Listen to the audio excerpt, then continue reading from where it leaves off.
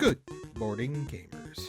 It's the middle of October, the temps are cooling down, and the game industry is heating up. And here are today's stories. Red Dead Revival, 343 Resparked, Xbox Cloud Streaming, Metaphor ReFantazio, You Can't Buy Steam Games, and Concord Renewal. All that and more on Game News Now.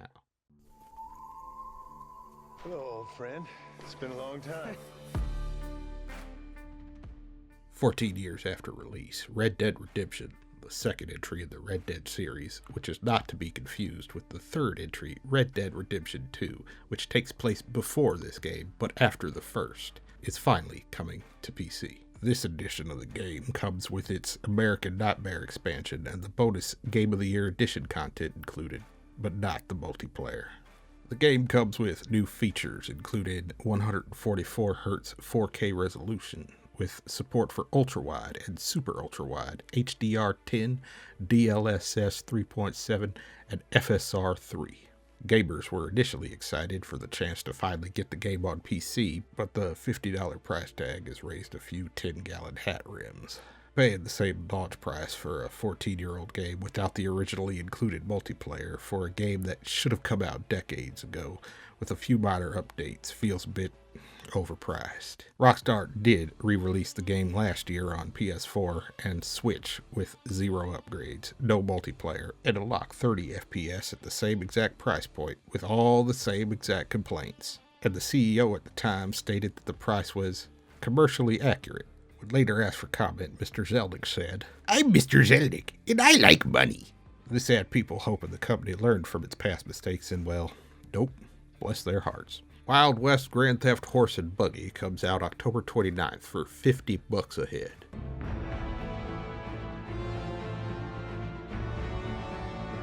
It's not a game, it's a research project for our studio so we can prepare ourselves for the next steps of making Halo games. As of October 11th, 2024, 343 Industries has ceased to be. From the glassed over ashes rises Halo Studio, or so the devs and gamers hope. With this announcement comes the change from the in-house Slipspace engine to the Unreal 5 engine. This speeds up development time by removing the effort of building new engines, and makes finding devs familiar with the engine easier, as more people start out learning Unreal. There's also the advantage of Unreal being platform agnostic if, and it's a big if, they want to actually put Halo on other consoles like PlayStation later. That would feel like a betrayal to the players though, so I don't know how that's gonna go. With this announcement also came the Not a Tech Demo, Project Foundry Tech Demo, showing off what the environments and lighting can do using iconic Halo series imagery in the new engine.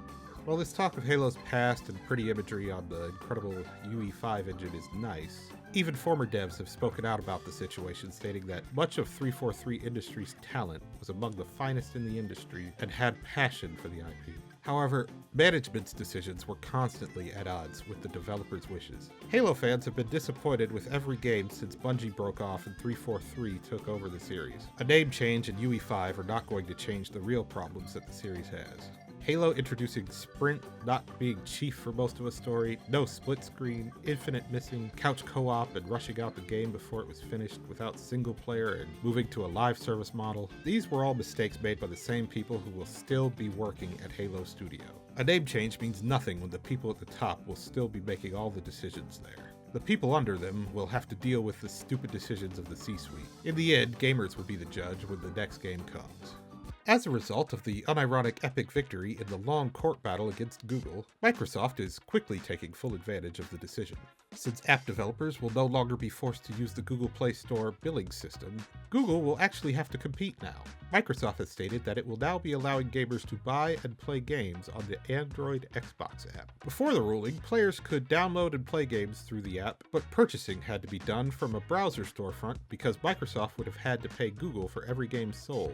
Internet browsers, on the other hand, have no such requirement, even though technically Chrome could be considered an app on a phone, but forget I said that. Microsoft has also been revealed to seemingly be planning to add your Xbox games to your Xbox Cloud Gaming account. Currently, you can only stream games if it's available on Game Pass. You can access and use Xbox Cloud Gaming on smart TVs, streaming devices, and mobile devices. Some publishers will probably still hold back certain games due to licensing deals and agreements, and be unable to allow their games on the service. This feature will be up for Xbox Insiders in November, and if all goes well, they plan to add more titles for all.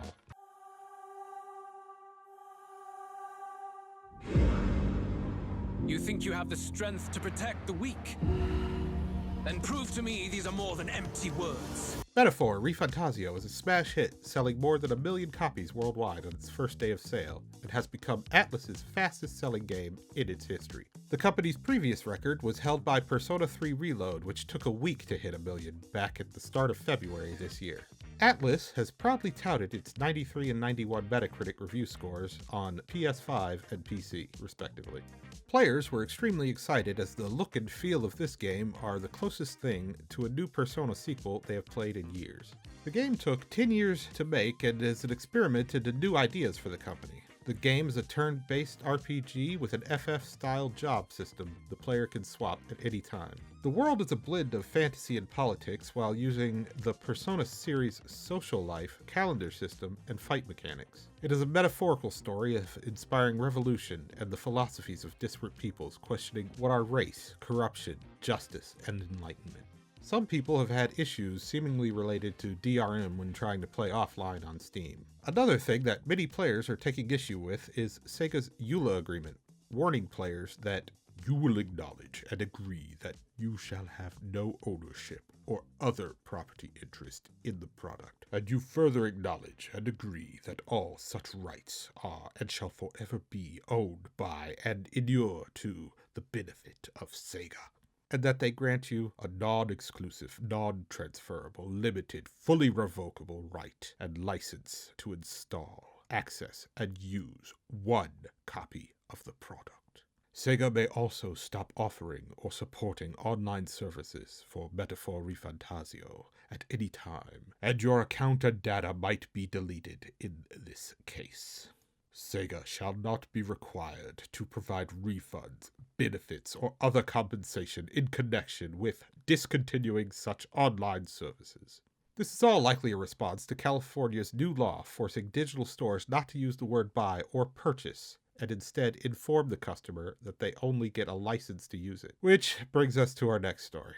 In response to California's new law preventing digital storefronts from using the words buy or purchase, Valve has come out ahead of the bill and begun to show a disclaimer with every purchase at the point of sale with the message, "A purchase of a digital product grants a license for the product on Steam." The law was signed at the end of September and means to make customers more aware of the temporary nature of digital ownership by clearly stating the transaction that will take place. The bill, known as AB 2426, doesn't officially begin its effects until next year, but Steam has already updated the storefront in response. The law does not include games from subscription services or give it away for free. Competing storefront, Good Old Games, has taken the time to post a message of its own that states, "The purchase of a digital product on Good Old Games grants you its offline installers, which cannot be taken away from you, which you do own every game you purchase DRM-free from the site." In other Steam Deck news, a plugin for the Decky Loader Homebrew Launcher plugin, Junk Store, has appeared on Steam. This plugin allows players to install rival storefronts like GOG and Epic Games Store on the Steam Deck. While the Steam page has been approved by Valve, the plugin will have to pass a software review before it can be purchased. The plugin may not pass review because it alters how the Steam store itself functions to install games from other storefronts, and would be the first item ever sold on Steam to do something like this, and Valve does not have to accept the submission. And in further Steam Deck hardware news, Steam Deck designer Lawrence Yang has stated, "It is important to us, and we've tried to be really clear, we are not doing a yearly cadence. We're not going to do a bump every year. There's no reason to do that." And honestly, from our perspective, that's kind of not really fair to your customer to come out with something so soon that's only incrementally better. He stated this, presumably, as Steve Jobs was found rolling in his grave. Sony has inexplicably shocked the entire internet with its behind-the-scenes adjustments happening on the Steam Deck backend of one of its most infamous games. What's the game in question, you ask? Why, it's the $400 million plus and most disappointing AAA game of 2024? Concord. The game's Steam DB page has revealed that the game has been getting daily updates since September 29th. Though the game was officially killed off soon after launch, the change list being submitted have fueled speculation that the game is set to return with a free-to-play model. One can only hope that if the game does try to make a comeback, the developers behind the game have taken player feedback and criticism to heart, and updated the many pain points and design to a more appealing state. After placing so much money into the game, it does make sense that Sony would want to make some sort of return on investment, but with such fundamentally unappealing flaws, is it even worth it to put more into the game just to possibly fail again? For instance, if Sony continues to force the PSN requirements on Steam, this game will have an even smaller chance of taking off.